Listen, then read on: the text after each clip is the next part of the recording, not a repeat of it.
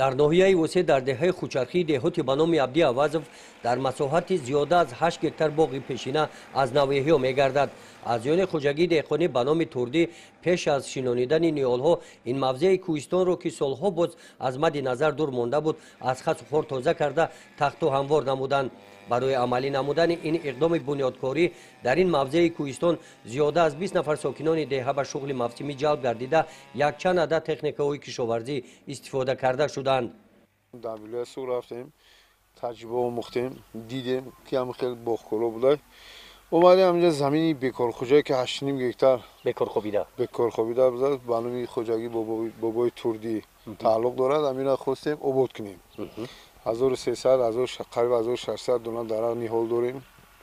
نیهالای نو که اولیه صبح ناحیه بودیم غفور رو وردگیم. همینا نیهال‌های پیوندی همینا باید ما وای کنیم. کدام نیهال‌ها اینجا؟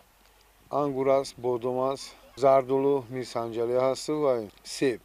همه درخت‌ها پیوندی شدگی هستند و الوبولو است. همش پیوندی. آینده می‌خواهیم که همینجا را و یک کارخانه میدهکی و شربت براری با آینده به نظر گرفته شده است. حرکت میکنیم که همین خوجگی بانوی بابای توردی را و آباد کنیم. نیهال‌ها طبق دستور و توصیه متخصصان ریاست کشاورزی ناحیه وسه با ترتیب معین شنانیده شدند.